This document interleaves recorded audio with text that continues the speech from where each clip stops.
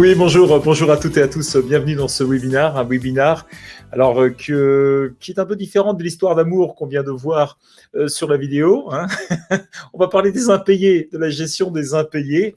Et c'est quelque chose qui malheureusement peut arriver à chacun. Hein. En général, lorsqu'on a fait absolument tout ce on devait faire, eh bien, c'est toujours très désagréable à un moment donné de se retrouver dans une situation où les personnes ne payent pas. Voilà, donc très exactement ce dont on va traiter, donc c'est la gestion des impayés.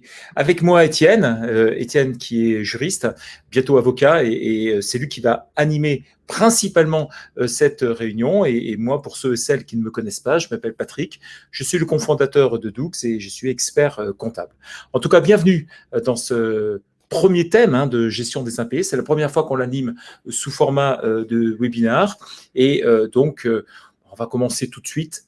Hein, quand vous avez envoyé votre facture, que vous avez fait absolument tout le boulot, et puis que d'un seul coup, eh bien, la personne ne paye pas. Et là, c'est la surprise, ou plus exactement, la mauvaise surprise. Donc, très exactement, le sommaire de ce webinaire, on va traiter de 4 situations très particulières qui sont le dilemme, parce qu'il faut bien parler de la partie psychologique de cette situation.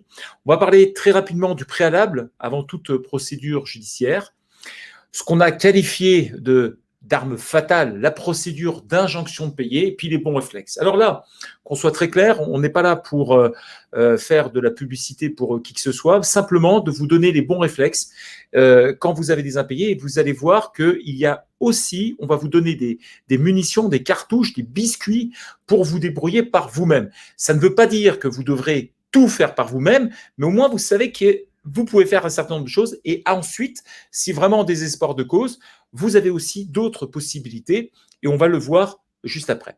Alors, comme vous le savez, nous sommes en direct, vous pouvez poser vos questions sur le champ, et vous aurez un replay qui arrivera à peu près dans les 5 minutes qui suivent ce webinaire. Alors, on va commencer tout de suite par cette situation du dilemme qui, trop souvent en France, se situe un petit peu d'un point de vue psychologie. Voilà, si je fais quelque chose, est-ce que je risque pas de perdre un client ou est-ce que je risque de supporter une perte d'exploitation? On est toujours coincé, notamment lorsque vous avez un client qui pèse énormément. Et la France est un pays où on n'est pas très à l'aise avec l'argent.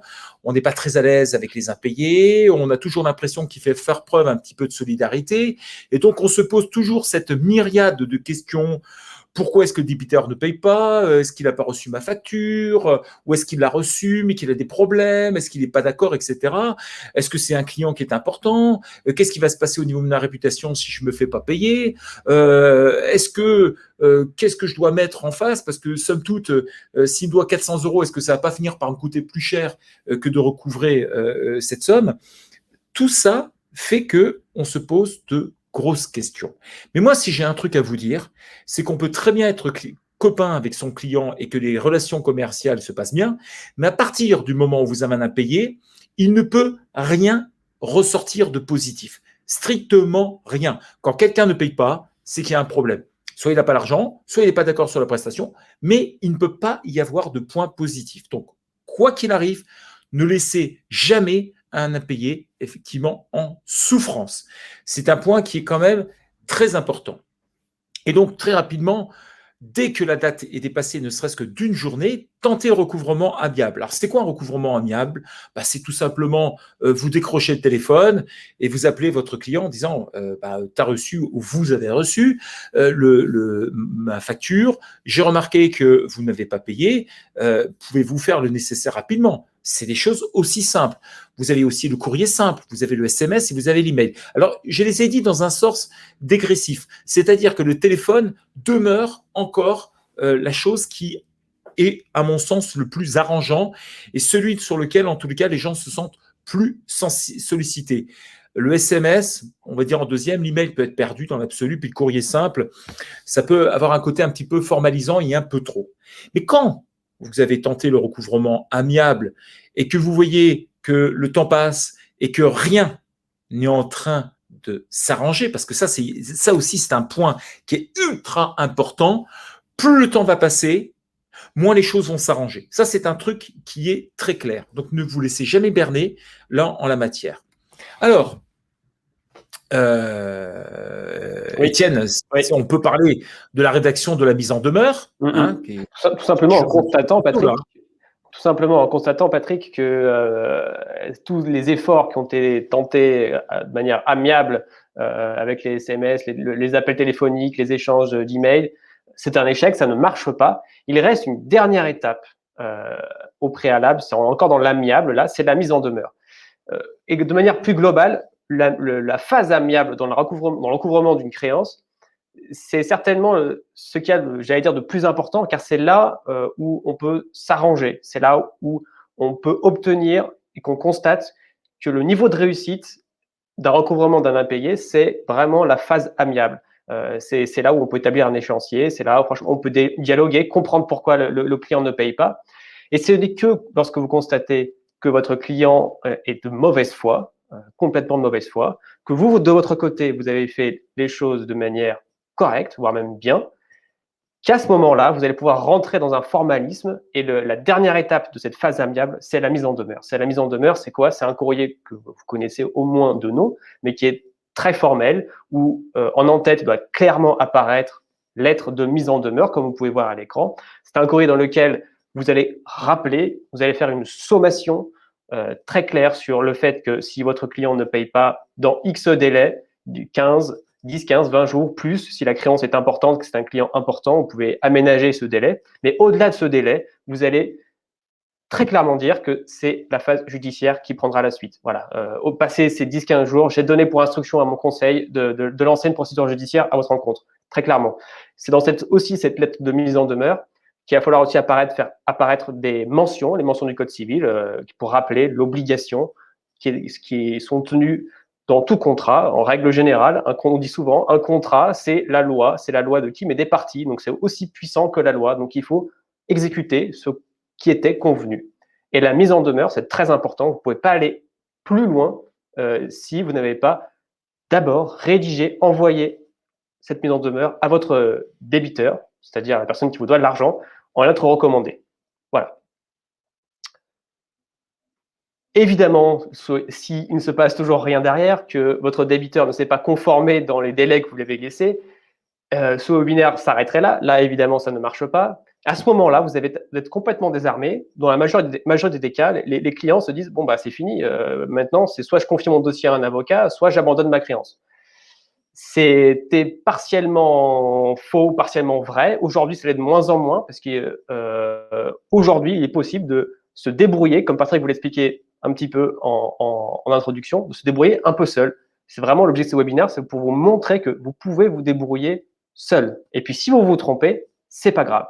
Parce qu'à partir de maintenant, une fois que la mise en demeure ne fonctionne plus, il va falloir une chose que la majorité des gens ne comprennent pas, mais c'est très important d'avoir cette chose-là. C'est quoi? C'est un titre exécutoire. C'est à partir de ce titre exécutoire que les forces de l'ordre, que le pouvoir public vont pouvoir agir, qu'un huissier va pouvoir agir. Sans titre exécutoire, c'est impossible. Sans titre exécutoire, il ne pourra pas y avoir de saisie sur les comptes bancaires. On ne pourra pas faire un recouvrement dit forcé d'une créance. Donc, il faut absolument obtenir ce titre exécutoire. Et comment on obtient ce titre exécutoire? Eh bien, en réalité, il y a plusieurs manières. Mais systématiquement, ça va être le fait de passer devant, évidemment, un juge. Et à ce moment-là, il y a plusieurs procédures. Vous pouvez aller voir un avocat et lui demander de faire pour vous une action ordinaire.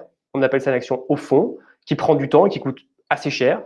Vous pouvez aussi lui demander, et ce sera plus conforme dans votre situation parce que vous êtes vraiment roulé dans l'histoire, vous avez bien fait votre boulot de votre côté. Vous pouvez lui demander de faire une procédure dite de référé, en particulier un référé provision. C'est une procédure qui est provisoire, qui n'est pas contestable. Et on constate dans la pratique que même si elle est provisoire, on s'arrête là parce que vous avez obtenu votre décision de justice, vous avez votre titre exécutoire, mais en face de vous, votre débiteur, il sait qu'il est en tort, donc on revient pas sur la procédure ordinaire, on reste sur le provisoire pour toujours, même si ça ne va pas ensemble. Bref, ces deux procédures-là, ça nécessite très clairement d'être conseillé, d'être accompagné par un avocat. Donc, on ne va pas aborder ça aujourd'hui. On va vous dire qu'il y a une troisième procédure, c'est l'injonction de payer. L'injonction de payer, c'est vraiment, ça va vous permettre, comme les deux autres procédures, d'avoir ce fameux titre exécutoire et dans des délais très courts. C'est facile, vous n'avez pas besoin de conseils. Il y a même des tas de sociétés de recouvrement qui se mettent en place pour un petit peu vous alléger le travail, mais c'est pour vous montrer que cette recrudescence de sociétés, eh bien, ça veut dire que c'est simple. C'est efficace. Je vous dirai un mot sur les statistiques. On remarque que vraiment, quand vous avez la décision du juge, derrière, il y a très peu de contestation et on obtient son recouvrement. Ça marche. Et c'est pas cher, c'est économique, c'est quasiment gratuit. On en parlera aussi à la fin. Mais voilà, c'est ce que je vais vous expliquer un petit peu. C'est cette procédure-là, ce que j'appelais l'arme fatale, parce que oui, dans certaines circonstances, ça peut vraiment bien fonctionner pour vous. Et en tout cas, vous n'avez rien à perdre de tenter cette procédure. La phase amiable a échoué, donc on passe sur l'injonction de payer, la mise en demeure a échoué. Concrètement, il va y avoir trois phases de cette procédure. D'abord, évidemment, il va falloir saisir un tribunal. On parle d'une requête à ce moment-là, pour cette procédure-là.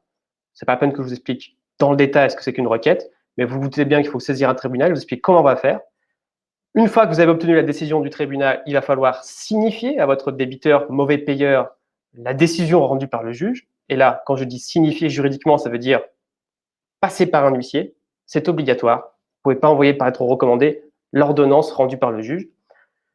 Votre débiteur fait toujours de mauvaise foi, fait toujours le mort. Et à ce moment-là, c'est à ce moment-là que vous allez demander au greffe du tribunal le fameux coup de tampon, si je puis dire, pour avoir ce titre exécutoire. C'est obtenir la formule exécutoire. Et comme vous l'avez compris juste avant, j'ai ma formule exécutoire, j'ai mon titre exécutoire, je peux donner ça à un huissier et l'huissier, il va faire la saisie bancaire. Donc, on va voir un petit peu juste ces trois phases. Vous allez voir, c'est rien de bien compliqué. Saisir le tribunal. Alors, vous allez poser la question, évidemment, tout de suite, là, c'est quel tribunal saisir? Il y en a plusieurs en France, de plusieurs types, et puis géographiquement, ils sont un petit peu répartis un peu partout.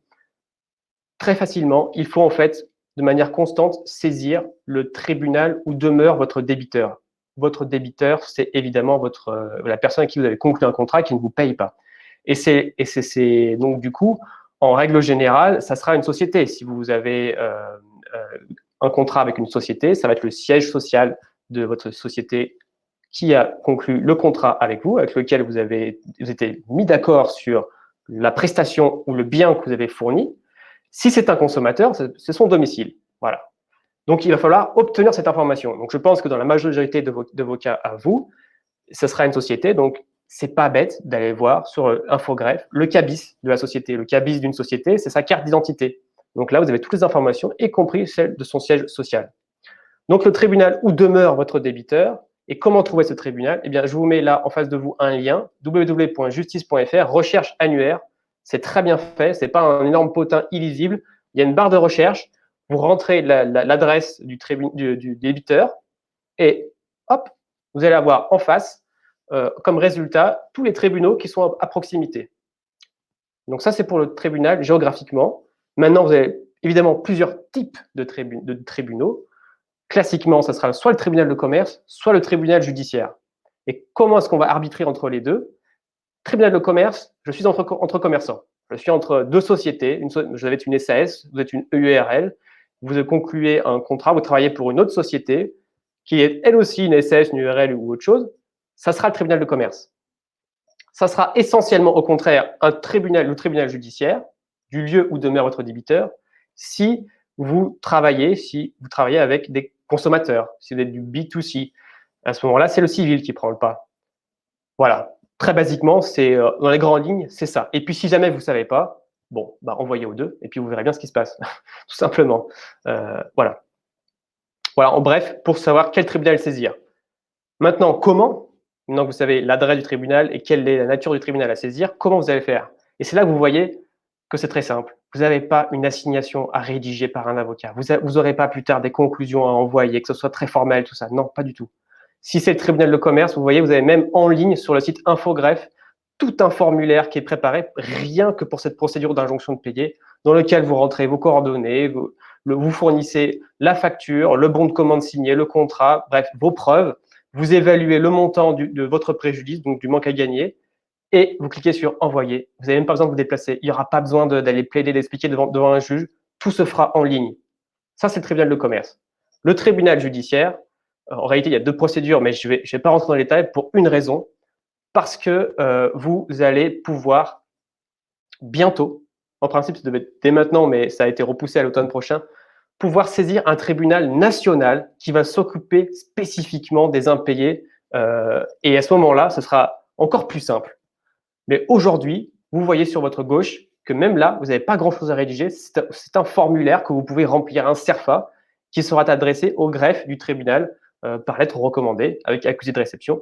Et puis c'est bon. Et puis le juge est saisi. Et puis le juge a votre dossier. Et puis le juge tranchera le litige qui vous oppose avec votre débiteur. Et ce qui est bien, c'est que votre débiteur n'en a absolument pas connaissance de tout ça. Donc tout se fait dans le dos du débiteur pour l'instant. Et vous n'avez pas de complexification avec votre débiteur sur cette phase-là. Très bien. Maintenant, le juge a regardé votre dossier, il a tranché, il vous rend son ordonnance, ça s'appelle une ordonnance, la décision qu'il rend. Et à ce moment-là, vous allez devoir vous poser une question. Une question. Est-ce que je suis satisfait par le jugement? Ce n'est pas un jugement, mais on va dire que c'est un jugement. Est-ce que je suis satisfait par le jugement? Je peux être pas satisfait pour le jugement pour deux raisons. Soit le juge reconnaît une créance qui est inférieure à ce que je lui avais demandé, soit le juge me déboute complètement.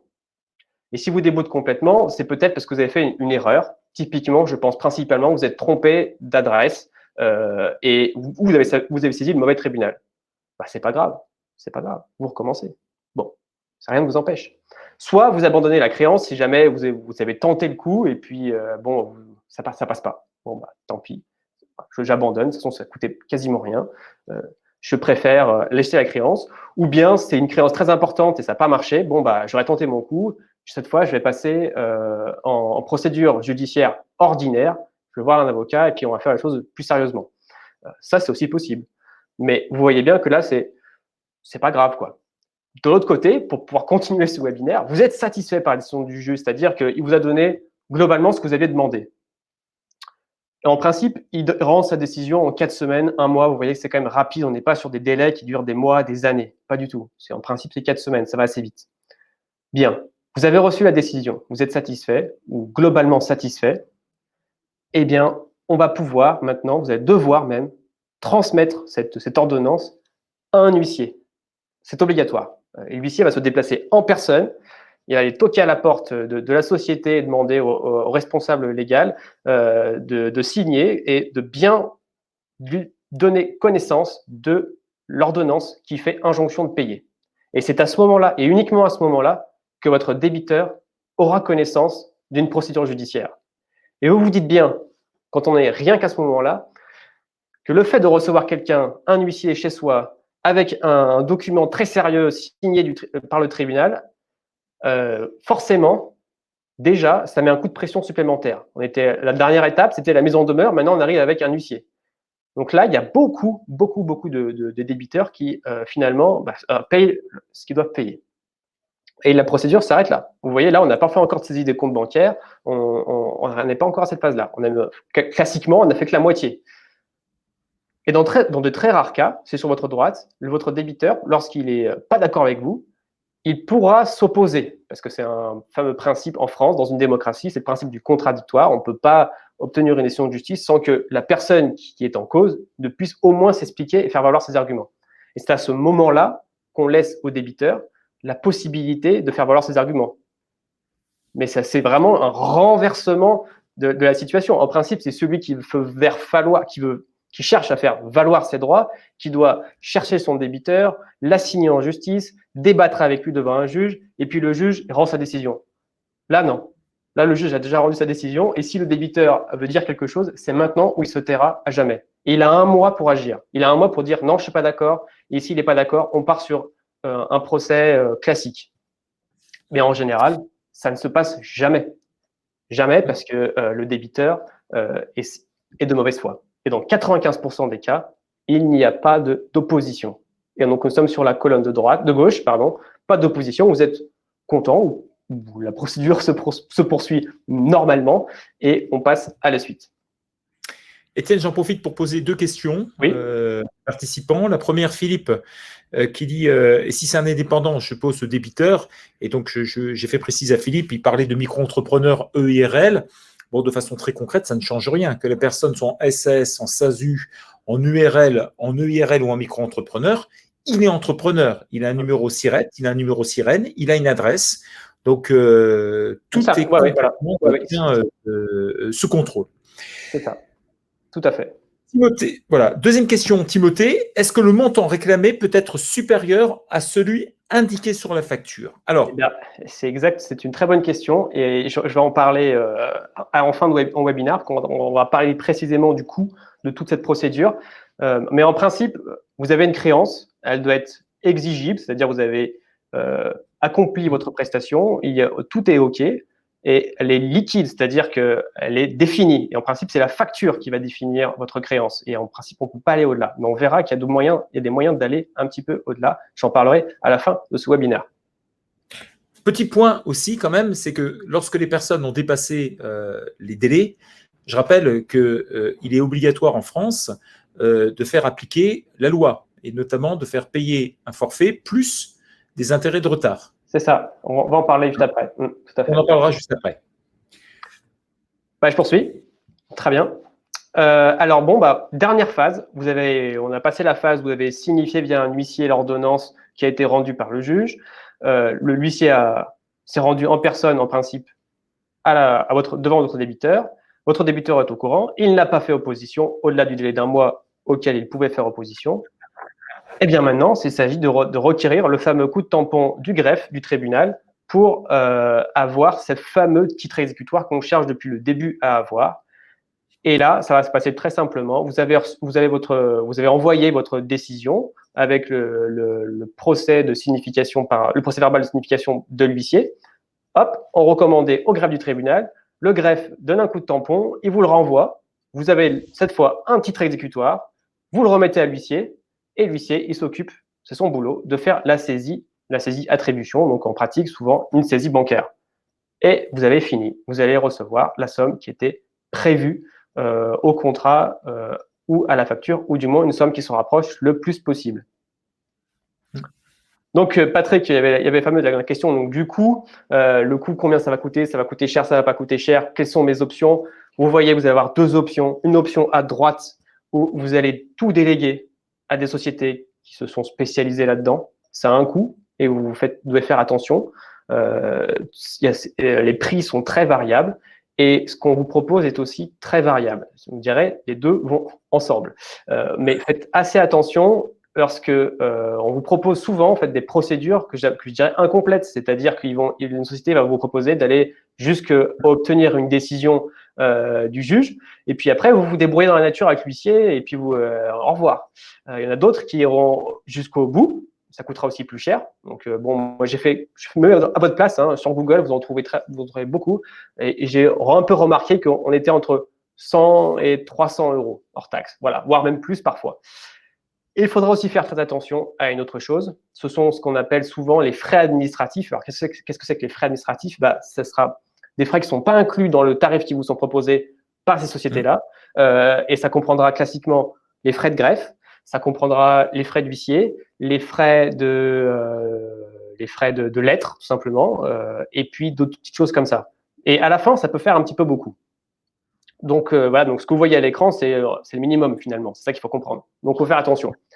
Ça peut être utile de recourir à une société de recouvrement si vous avez de nombreux impayés, que c'est quelque chose de récurrent, que ça vous fatigue, que ça vous prend trop de temps. Votre temps, c'est de l'argent aussi, il ne faut pas l'oublier. Et à ce moment-là, ça peut être pas idiot de recourir à une société de recouvrement. Mais si c'est ponctuel, ces impayés, si c'est assez rare, vous pouvez très bien, comme je vous l'ai montré, essayer de faire tout seul. Et à ce moment-là, lorsque vous avez par exemple une procédure d'injonction de payer qui doit se faire devant le tribunal judiciaire, classiquement, là, c'est un consommateur, c'est un particulier qui ne paye pas, ou c'est une société civile qui ne paye pas, ça sera le tribunal judiciaire. Le greffe ne facture rien, c'est gratuit. Voilà. Si c'est le tribunal de commerce, vous voyez, vous vous souvenez, c'est l'infogreffe, la procédure en ligne où le formulaire est à remplir. Derrière, si j'exagère un petit peu, c'est ajouter au panier et vous payez à peu près 33 euros, entre 33 et 35 euros les frais de greffe. Les greffiers au tribunal de commerce ne sont pas des fonctionnaires. C'est pour ça qu'il y a un petit peu souvent des coûts liés à cela. Et puis surtout, le coût, c'est l'huissier. L'huissier va vous facturer évidemment sa prestation. Alors, je n'ai pas précisément noté le coût de cette prestation pour plusieurs raisons, essentiellement parce que, en principe, vous donnez une provision à l'huissier, puis au final, c'est le débiteur qui est censé un peu payer tout. Mais il faut savoir que l'huissier, il va vous facturer sa prestation. Alors, je n'ai pas précisément noté le coût de cette prestation pour plusieurs raisons. Essentiellement parce que, en principe, vous donnez une provision à l'huissier, puis au final, c'est le débiteur qui est censé un peu payer tout. Et en plus de cela, c'est très variable, c'est-à-dire qu'il y a un tarif fixe suivi d'un coefficient qui va être en fonction de la distance de l'huissier et de votre débiteur qui doit aller voir. C'est aussi en fonction de montant de votre créance à recouvrer. Plus votre montant est important, plus l'huissier prendra une part importante. Bref, c'est quelque chose qu'il faut quand même avoir un petit peu à l'esprit. En principe, c'est le débiteur qui paye, mais on va vous demander souvent une provision et puis éventuellement des frais supplémentaires, des frais de déplacement, des frais de bourg, etc. Mais voilà, en principe, c'est le débiteur. Et justement, pour réduire ce coût de cette injonction de payer, c'est à ce moment-là où on va en parler, il y a trois choses qu'il faut bien avoir à l'esprit. La première chose, ce sont les intérêts moratoires. Les intérêts moratoires, c'est très simple, ce sont, pour faire très basique, c'est les intérêts de retard, tout simplement. C'est un peu, dans le jargon juridique, c'est ça que ça veut dire. Ça veut dire qu'au stade de la mise en demeure, vous l'intégrez bien dans la mise en demeure, que vous comptez faire valoir devant le juge les intérêts de retard à partir du moment où le débiteur n'a pas payé au-delà de quoi? Du délai que vous lui accordez dans cette mise en demeure, 10, 15, 20 jours. Et c'est les intérêts en principe qui sont au taux légal. C'est pas énorme, hein. Ça veut dire par tant de jours de retard, vous allez multiplier votre créance par un pourcentage. Et puis jusqu'à l'arrivée, jusqu'à la production de la décision judiciaire, eh bien, ça vous fera une petite somme d'argent. Ça, c'est la première chose. La deuxième chose, c'est l'indemnité forfaitaire pour frais de recouvrement qui est due de plein droit. Et il y en a pour 40 €. Et en principe, si vous ne le faites pas aujourd'hui, là, je vais vous apprendre quelque chose, il faut l'inscrire systématiquement dans la facture. Si vous ne le faites pas, c'est une amende. Et c'est une amende qui peut être très salée. Je crois que c'est 75 000 €. Et ce n'est pas une amende pénale, c'est une amende administrative. Et ça c'est une très grande différence. C'est-à-dire que c'est beaucoup plus facile de se faire condamner sur le plan administratif que sur le plan pénal. Donc, l'administration, la Direction générale de répression des fraudes pourra bien plus facilement vous faire payer qu'un tribunal dans lequel on fait, comme vous avez un peu pu le constater, où il y a des débats, c'est un peu plus long, on laisse les gens s'expliquer. Là, l'administration, c'est moins comme ça, hein. Il y a un pouvoir administratif qui est très puissant en France. Et quand on parle amende administrative, vous devez avoir dans votre tête une petite lumière qui s'allume et qui vous dit attention, attention. Donc, ça, c'est 40 €, indiquez-le, et puis vous avez le droit à cette somme-là de plein droit, devant le juge. La dernière chose, c'est la clause pénale. C'est peut-être la plus importante. La clause pénale, c'est une clause qui ne va pas envoyer votre débiteur en prison, contrairement à ce qu'on pourrait penser vu le titre. Non, c'est une clause où vous allez pouvoir toucher de l'argent, tout simplement, et cette clause est prévue dans le contrat, dans les conditions générales de vente, qui est signé, qui est accepté par votre débiteur. Vous allez en avance avec votre débiteur vous accorder sur qu'est-ce qui se passe si votre débiteur ne paye pas et combien je serai indemnisé en tant que créancier. Donc, combien vous serez vous indemnisé. Et vous allez déterminer à l'avance cette somme-là. Donc, c'est à vous, hein, vous mettez ce que vous voulez. Ce que vous devez savoir, en revanche, c'est que le juge a la faculté de réduire le montant de la clause pénale, voire de l'anéantir complètement s'il estime, lui, qu'elle n'est pas fondée. Mais rien ne vous interdit dans vos contrats, dans vos conditions générales de vente, d'indiquer la clause pénale. Voilà ces trois moyens qui permettent de augmenter un petit peu, ou plutôt de réduire le coût d'un recouvrement, et puis de aussi augmenter vos chances de recouvrement, et même pendant la phase amiable, parce que toutes ces choses-là, ce sont des choses que votre débiteur a forcément conscience, puisqu'il l'a signé. Et donc, du coup, en ayant conscience de ça, il va dire « Ah ouais, quand même, là, je vais quand même plutôt payer, parce que sinon, ça peut quand même être assez salé à la fin. » Voilà.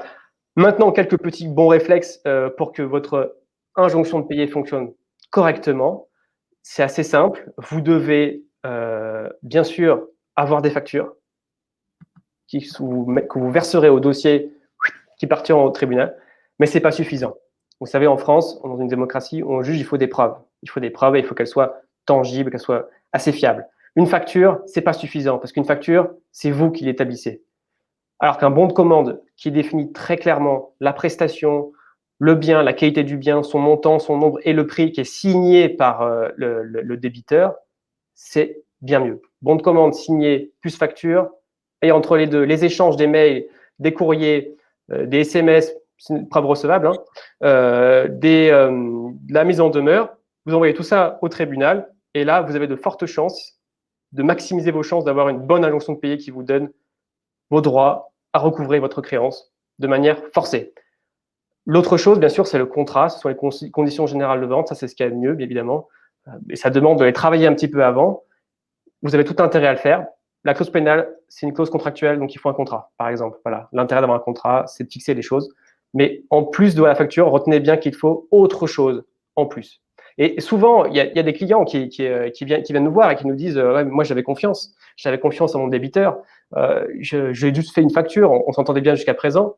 Et à ce moment-là, ça peut être problématique. Là, vous vous retrouvez dans une situation où vous n'avez pas de bon de commande ou de contrat signé, que des factures.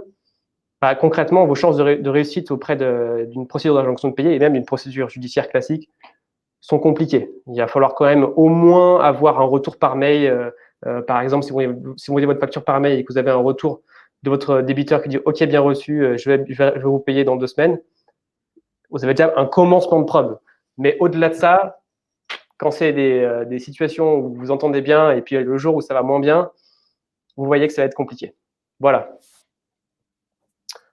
Alors maintenant, je ne sais pas s'il y a des questions ou d'autres questions, s'il était assez clair.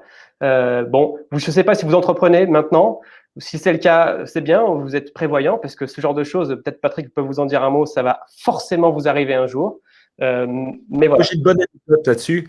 J'ai une très très bonne anecdote. C'était une société qui était cliente et il avait un très gros client et ce client ne payait pas. Et je ne sais pas pourquoi, le client ne m'écoute pas et refait la facture au nom d'une autre entreprise dont le dirigeant était, dont le client de mon client était dirigeant. C'est-à-dire que le mauvais payeur était dirigeant de plusieurs sociétés. Et donc, il s'amuse à dire non, mais finalement, je m'étais gouré, c'est pas la bonne société à qui il fallait envoyer la facture. S'il vous plaît, envoyez-la moi à une autre société qui a réellement consommé ce que vous m'avez produit. Hein. Mon client étant une société mécanique de précision. Et comme par hasard, le client accepte. Bon, je lui avais dit de ne pas faire, mais le client le fait. Et 10 jours après qu'il a envoyé sa facture, la société a déposé le bilan. Donc là, on a fait venir un avocat, c'est la police qui s'en est mêlée. En fait, c'était une escroquerie à grande échelle et le gars avait vidé les comptes des différentes sociétés avant de les faire déposer le bilan. Donc je trouvais que c'était assez cocasse comme situation de dire, bah, tiens, faites-moi une facture sur telle société. Et comme par hasard, la société, 10 jours après, déposait le bilan. Mais donc le mec ne voulait pas payer, mais il avait trouvé ça comme moyen justement pour que mon client passe dans ce qu'on appelait les créanciers chirographaires. Donc vous voyez, les gens ont quand même assez d'imagination en la matière pour ne pas avoir à payer. Je vois qu'il y a plusieurs questions. Alors, on a 2 questions. Alors, on a une première question de Yann qui nous demande est-ce qu'on a chez Dougs un modèle de devis, histoire de se blinder vis-à-vis de ses clients et de maximiser ses chances de recouvrement en cas de problème? Je crois que la réponse est non. Pas pour le moment, en tout cas. Mais cela dit, vous retrouvez sur Internet beaucoup de choses. Si aujourd'hui, vous n'avez pas de devis, évidemment, ce n'est pas terrible. Mais maintenant, vous êtes sensibilisé à l'idée d'avoir au moins un devis signé par votre client, puis derrière celui d'une facture. Faites au mieux, si je peux me permettre. Là, on ne va pas faire un cours sur le devis ou sur le bon de commande, ou sur le contrat, ou sur les conditions générales de vente, ou que sais-je. Mais voilà. Maintenant que vous êtes démarré, vous avez ça en tête, c'est une bonne chose. Après, on a une question de Max. Est-ce qu'il y a des assurances qui peuvent prendre en charge certains frais juridiques? Et la réponse est dans la question, vous le dites tout de suite. Protection juridique, oui, souvent avec la responsabilité civile professionnelle, vous avez des contrats, ça dépend des contrats, mais on peut vous offrir, bien sûr contre une cotisation adaptée, un service protection juridique avec accès à un avocat qui pourra, ou même une société de recouvrement, pourquoi pas, qui pourra vous prendre en charge si vous avez des problèmes de ce type-là, bien sûr. Alors, il y a Pierre-Alexandre. Ah oui, est-ce que Max qui pose. Oui, tu l'as. Oui, je peux la lire. Bonjour, ça marche bien pour les petites factures, pour les prestations de services, mais pour les multiples petites factures de commerçants à plusieurs clients, vous n'auriez pas une formule magique par hasard? J'ai environ 2500 factures en 2020 avec une moyenne de seulement 40 euros. Je compte en permanence. Voilà. Donc, bon, Plein de petites factures. Là, à ce moment, je vous ai dit un peu plus tôt, Pierre, quand on a beaucoup d'impayés, ça peut valoir le coup de déléguer tout ce travail-là, ça prend du temps. Il n'y a pas une procédure de masse devant les tribunaux. Non, c'est un cas à chaque fois, ça sera individuel. Donc, peut-être qu'à ce moment-là, il faut déléguer. Et je voulais vous dire autre chose aussi. Oui, petite facture, là, ça marche très bien, l'injonction de payer, mais dans l'autre sens aussi. Croyez-moi, il n'y a pas de limite dans le montant. Il n'y a pas de montant réglementaire maximum. Hein. Vous pouvez faire une injonction de payer à 1 million, 2 millions d'euros. Sur les textes, ce n'est pas interdit. Oui. Alors, bon, le souci de Pierre-Alexandre, c'est surtout le montant de la facture à 40 € qui est exceptionnellement faible. Et là, malheureusement, il n'y a pas d'astuce particulière, si ce n'est peut-être que de blacklister certains clients qui ne payent pas, au moins, ça c'est sûr, ou essayer de se faire payer avant les 40 €, mais là, il n'y a pas de formule magique, ou d'aller jusqu'au bout. Et moi, je connais des personnes qui sont prêtes à débourser 300 € pour se faire payer 40 € parce qu'après, ils leur rajoutent les 300 € dessus. Et ça me fonctionne. Donc, ça sert de leçon aux autres, mais à condition que les uns et les autres connaissent cette expérience. Mais c'est vrai qu'en France, c'est un truc un peu mal foutu. Beaucoup de gens se sentent un peu impunis à partir du moment où ils n'ont pas payé les 40 €. Ouais. Philippe qui pose une question. La facturage permet de se débarrasser du problème. Alors, la facturage, je rappelle que c'est un moyen de vendre sa créance à une banque ou un établissement financier qui va donner cet argent et qui va prendre donc le temps nécessaire pour pouvoir récupérer elle-même la créance. Mais là, il n'y a pas de mystère. La facturage, premièrement, a tendance à réclamer déjà des garanties des clients, donc il donne des notations aux clients. Deuxièmement, donc tous les clients ne sont pas affacturables. Troisièmement, si il s'avère que la somme n'est pas payée, eh bien, la société reviendra vers vous en disant « je n'ai pas été payé, c'est vous qui devez supporter le coût ». Donc, sauf à le coupler avec un système d'assurance, eh bien, normalement, ce n'est pas la facturage qui va arranger les solutions, Philippe. Voilà. Après, comme je l'ai dit en début de webinaire, le recouvrement, là, on a fait une procédure de bout en bout, mais la phase amiable, je reviens là-dessus, c'est vraiment ce qui permet d'obtenir le plus efficacement, en pratique, le recouvrement. Si vous êtes bon dans la phase amiable, et il y a plusieurs tons à adopter en fonction de chaque situation, c'est là où vous allez maximiser vos chances de recouvrement. Donc, y compris pour les petites factures. Voilà. Ouais. Bon alors, Daniel, j'ai plus d'1 million à payer, il faut mieux recruter quelqu'un pour la relance client. Je pense sincèrement, Daniel, qu'à un certain niveau, il faut spécialiser une personne. Ça vaut le coup, si Daniel, ça t'arrive assez fréquemment, d'avoir une personne qui ne va faire que cela. Alors, bon courage pour trouver le salarié capable de faire cette prestation, hein, parce qu'encore une fois de plus, je disais qu'en France, le côté impayé, ça avait un côté un petit peu négatif des choses, enfin négatif par celui qui ne paye pas et négatif par celui qui recouvre. Il faut que tu sois vraiment, que tu recrutes la bonne personne qui est la niaque nécessaire, c'est-à-dire une personne très organisée qui va tout noter et une personne qui sait imposer des situations. Et oui, c'est quelque chose qu'il faut bien évidemment envisager. Philippe, comment se renseigner sur les procédures judiciaires disponibles dans les autres pays de l'Union européenne? Alors ça, c'est la situation quand vous avez des contrats à l'international et des impayés à l'international, c'est la pire situation qui peut vous arriver parce que là, vous savez, en règle générale, on est chaque État a un pouvoir qui s'exerce sur un territoire donné. Quand vous traversez une frontière, ce n'est plus la loi d'un territoire qui s'applique sur l'autre. Alors, dans l'Union européenne, c'est un petit peu différent. Et d'ailleurs, à ce titre, j'en ai pas parlé, mais il y a une procédure d'injonction de payer européenne. Voilà, donc c'est-à-dire une procédure facilitée et qui fonctionne dans tous les États membres. Vous pouvez vous renseigner sur cette procédure-là, Philippe. À défaut, ce qui se passe, c'est que quand la compétence juridique judiciaire est française, il y a des règles internationales de compétence, derrière, il faut faire une procédure, ce qu'on appelle d'exaquaturer. Il faut exaquaturer le titre exécutoire que vous avez obtenu en France à l'étranger. C'est-à-dire qu'il faut faire reconnaître par l'étranger le bien fondé de votre titre exécutoire français. Et ça, c'est une autre paire de manches. Donc là, vous êtes dans en Europe, ça peut encore aller, mais vraiment à l'international, c'est bon courage, bon courage. Bon, bah, je crois qu'on a répondu à toutes les questions. Sauf si quelqu'un se manifeste maintenant, ce que je vous propose, bah, c'est de clore cette réunion autour de l'impayé. En tout cas, on vous remercie énormément d'avoir participé. Merci Étienne pour toutes ces explications. Et puis, je vous dis à très bientôt à un nouveau webinar. Et puis, on va se terminer par un petit coup vidéo, histoire de